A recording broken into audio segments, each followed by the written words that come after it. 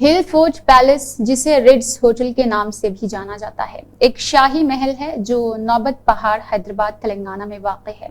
یہ پراپرٹی اب حکومت Telangana state tourism development corporation کی ملکیت ہے۔ ہل فورٹ پیلس 1915 میں نظام کے چیف جسٹس سر نظام جنگ نے بنایا تھا۔ محل کا تعمیراتی انداز ٹرینٹی کالج کیمبرج سے متاثر تھا، جہاں اس نے تعلیم حاصل کی۔ 1929 میں جنگ نے اس حکومت کو فروخت کر دیا، جسے اس وقت سٹی امپرومنٹ بورڈ کے چیئرمین کی سرکاری رہائش گاہ کا خطاب دیا گیا اور 1955 میں اسے لیز پر ریڈز ہوٹل کمپنی کے حوالے کر دیا گیا تھا۔ 1990 کی دہائی کے آخر تک ہوٹل ہل پیلس کو چلا رہا تھا۔ حکومت کو فروغ کرنے سے پہلے جنگ تقریباً 15 سال تک محل میں مقیم رہے اور ہل پیلس شہر کے قلب میں واقع ہے۔ ٹورزم ڈیولپمنٹ کارپوریشن کی تحویل میں آنے کے بعد یہ محل 1997 تک طویل عرصے تک بند رہا۔ ہل پیلس حیدرآباد میں واقع نظام بادشاہ کا ایک شاہی محل ہے۔ اس محل میں آخری نظام معظم جاہ جونیئر پرنس کے چھوٹے بیٹے نے قیام کیا اور اپنی زندگی کا لطف اٹھایا۔ خلا محل ایک اسلامی طرز تعمیر میں تعمیر کیا گیا تھا جو شاہی قیام کے طور پر کام کرتا ہے۔ محل میں ایک شاندار فن تعمیر ہے جو حیدرآباد کے ورثے میں کھڑا ہے۔ اسے اب بھی حیدرآباد کی کئی محفلوں میں غزل گائکوں کے ذریعے گایا جاتا ہے۔ پولیس ایکشن کے بعد یہ حویلی حکومت کی ملکیت بن گئی اور شہزادہ فرن ولا میں رہنے کے لیے چلا گیا، جو سابق سپرنٹینڈنٹ آف پبلک گارڈنز اور حیدرآباد کے افسانوی عقلمند جمال الدین کی سابقہ رہائش گاہ ہے۔ پہاڑی خلا محل کو کچھ عرصے کے لیے ریاست کے نئے تعینات کیے گئے ترقیاتی کمشنر مرحوم ظہیر احمد کے دفتر کے طور پر استعمال کیا گیا۔ 1955 میں یہ عمارت ریڈز ہوٹل کمپنی کو وہاں ہوٹل چلانے کے لیے لیز پر دی گئی۔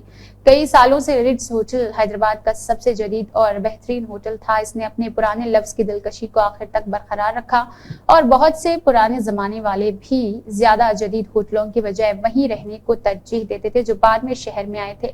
1959 میں حکومت نے لیز کو ختم کرنے کا فیصلہ کیا اور طویل قانونی لڑائیوں کے بعد بالآخر 1997 میں عمارت حکومت کو واپس کر دی گئی۔ اس کے استعمال کے بارے میں مختلف تجاویزات تھی کہ اسے ریاستی گیسٹ ہاؤس کے طور پر یا رہائش گاہ کے طور پر رکھا جانا چاہیے تھا۔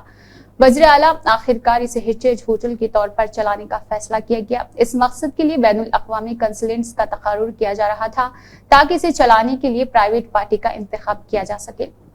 یہ عمارت اب تقریباً 96 سال پرانی ہو چکی ہے اور اتنی تاریخ کی گواہ رہی ہے اور اس نے بہت سے افسانے اور کہانیاں تخلیق بھی کی ہے۔